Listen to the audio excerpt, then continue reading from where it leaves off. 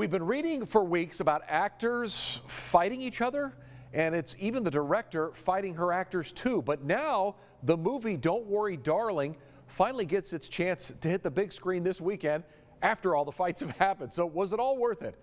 We turn things over to our very own director himself, Sean Hobbs, who's in the director's chair. Welcome to the Victory Project. We're all here because we believe in the mission. What are we doing? Changing the world. Well, we've heard about all the weird behind-the-scenes drama. Now the movie is here. Don't Worry, Darling is new in theaters. Florence Pugh, fantastic as always, stars as a 50s housewife. Hallucinating and going mad, beginning to suspect that there's something sinister about the seemingly perfect utopian community in the California desert that she and her husband Harry Styles live in, where all the husbands work on a top-secret project and the dutiful wives don't ask questions. Also with Chris Pine and Olivia Wilde, who of course directed it. It looks and sounds great, cooks up some ominous, mysterious energy. Maybe doesn't lead to very satisfying answers, but pretty good. I see you. I see you. Okay, then the blockbuster Avatar is back in theaters. 3D, IMAX, the whole shebang. Director James Cameron getting us caught up for his long gestating sequel, which is finally coming this Christmas. How unlucky are you? Then to select theaters comes the animated Luck, which has already been on Apple TV Plus for a few months, about a girl's adventures in the magical land of Luck. Also, Railway Children, a 50 years later British sequel about some kids evacuated to a small village during the war. Plus Cuando Seas Joven, a Spanish-language comedy about a 70-year-old woman zapped into her much younger self. And On the Come Up, about the struggles of an inner-city teenage girl to become a rapper like her dad.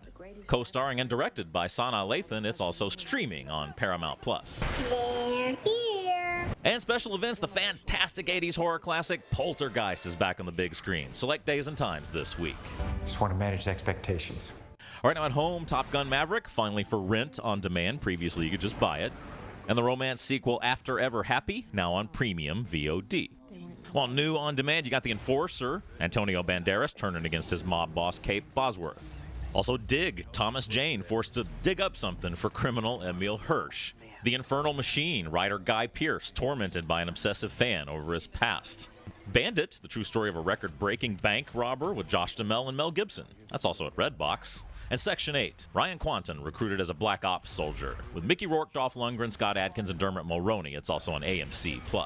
If you slow me down, I will leave you behind. Then on to streaming, where Netflix has Lou. Allison Janney going tough, hunting for a kidnapped kid with Journey Smollett. Also, the Nolan Ryan documentary, Facing Nolan. Tyler Perry's new melodrama, A Jazzman's Blues, about a forbidden love affair in the 30s. Eat it. And their miniseries Dahmer, Evan Peters as that cannibal sicko killer. I want to reboot the old sitcom Step Right Up. Then Hulu has Reboot, a new comedy with Keegan-Michael Key, Judy Greer, Paul Reiser, and Johnny Knoxville. I'm from the future.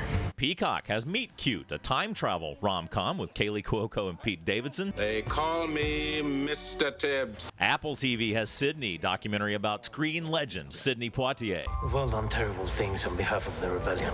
And Disney Plus has the new Star Wars series Andor, a prequel to Rogue One starring Diego Luna. And that's the latest from the director's chair.